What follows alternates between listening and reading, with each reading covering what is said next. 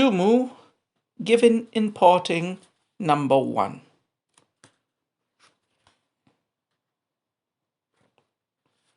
A girl so light and graceful, barely 13, like a fresh nutmeg on the branch in the 2nd month. For 10 miles, in a spring breeze, along the boulevards of Yangzhou, though all the women raised their blinds, you were most beautiful. So we continue with Dumu's poems. This is the 7th, I believe, out of 9. And this poem forms a group with the next one, which is the second part of Giving and Parting. And these two poems are, again, among the most famous ones of Dumu. And as you might suppose from what we've been saying in previous poems, most famous means that their topic is going to be the frivolous life of the wastrel and seducer and pleasure-seeking scholar official in the South. The mention of Yangzhou in line 3 brings to mind the ideas that such a city would have inspired on Tang scholar officials as a place of riches, of pleasure, of commerce, of all sorts of Epicurean searches for pleasure and satisfaction. High among those sources of pleasure and satisfaction for scholar officials were women, sing-song girls, or rather less euphemistically, prostitutes, the women from the pleasure quarters where they got their satisfactions from. Now, among prostitutes, there were different types. So some were refined and cultured, a little bit like the Greek Hetairai, and they became ideals not only of desire, but even in fictional stories, they became ideal couples for scholar officials. The realities were probably harsher, and most prostitutes weren't schooled and definitely led lives of enslavement and pain and suffering, which creates an ambivalence for poems like these for me. I mean, you are supposed to read these poems about the expeditions of the poetic persona into the pleasure quarters by empathizing with the desire and with the pleasure and with the satisfaction and the beauty of women. But from our modern day sensibilities, prostitution is abhorrent, morally abhorrent and disgusting. And even worse when, as in the case of this poem, the object of desire is a 13-year-old woman. But anyway, we shouldn't be pushing our own ethical or moral points of view onto a literary text from the past, at least not in the first reading, where you should give benefit of the doubt to the poem and try to read it, understand it, and appreciate it within the constellation of values and categories of its own time. Anyway, after this little bit of a detour. So these two poems given at parting, especially the first one, is, about, we've already said what the topic is. It's the poet reminiscing a beautiful sing-song girl from Yangzhou who was more beautiful than any of the others, and therefore the poet reminiscing his days in Yangzhou, which were days full of pleasure, of, we might imagine, wine drinking, enjoyment of beautiful women, their company and other cruder pleasures, and eating and drinking, the whole sort. But the focus of this poem is just on beauty, on the pleasure of an incredibly beautiful lady whose company the poetic persona of Dumu enjoyed in Yangzhou.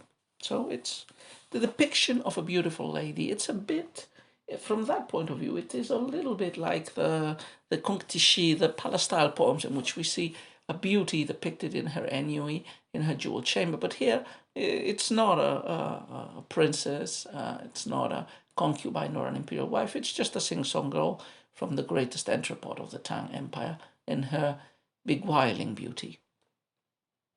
Okay, let's look at the poem as usual, couplet by couplet. First couplet. A girl so light and graceful, barely 13, like a fresh nutmeg on the branch in the 2nd month. So the first line focuses on the woman, and the woman is described as beautiful. In the original, 2 adjectives are used in the reduplicative style, like probably light, graceful, graceful. Those would have been 4 characters with 2 of them repeated. And then 10, 3, not yet, or something like that. So beautiful lady, Really, really beautiful lady, but 13, barely 13, so nubile and, a very, very young woman. And the second line describes her beauty like a fresh nutmeg on the branch on the second month. The second month is the second month of spring, so it would be a flowering branch.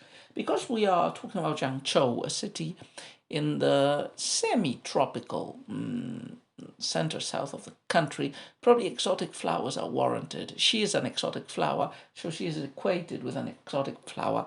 This translation, who is Geoffrey Waters, has chosen nutmeg. Other translations that I've seen have chosen cardamom, so I imagine the original is probably cardamom. If you've seen cardamom flowers, which I imagine would still be too tropical for Yangzhou, they would grow probably only in the extreme south of China, because they're completely tropical vine. But if you think of the flowers of the cardamom, they're a bit like small orchids, white, with this intense pinkish red streak in the middle. So, very appropriate symbol for a young nubile woman, I imagine. So, there's this girl, and she's like a fresh flower on the branch in the second month, ready for the picking of the desirous poet. Second couplet. For 10 miles in a spring breeze along the boulevards of Yangzhou, though all the women raised their blinds, you were most beautiful. So the first couplet focuses on the woman, insisting on her beauty and comparing it. The second couplet puts the woman within context. So and it also locates us physically in Yangzhou, which wasn't clear until now. So now we're where the scene in which the poetic persona met this lovely lady was in Yangzhou. And all through the big avenues of Yangzhou in spring, through 10 miles of boulevards of this city of pleasure and of this city full of beauties, the women raise their blinds, they look out, they're the beautiful seductresses of Yangzhou, but none of them hyperbolically may reach the beauty of this light and graceful girl. She is the most beautiful of them all. So that's it, really. I don't think there's much more to be said of the poem. It's the expression of nostalgia and desire for a very young woman, a sing-song girl, whose company Dumu probably enjoyed during his stay in Yangzhou. There's another version of this poem, as usual, from Out of the Autumn River, the selected poems of Dumu by David Yang and Yang Yilin. And there the poem goes like this. So slender and so graceful, not much more than 13. The tip of a cardamom branch in spring, just about to bud. 10 miles down the Yangzhou road, and the spring winds were blowing. Lots of women since, bead curtains lifting, but never like that again. So the one true passion of Dumu. Bead curtains, they're not just curtains. I think they connote houses of prostitution which were associated with these beady curtains. So, okay, an ambivalent piece, as I say, from the present perspective. But if we take out the part of prostitution, and if we take out the young age of the protagonist, it could be a nice poem of nostalgia and love for a beautiful lady of Yule.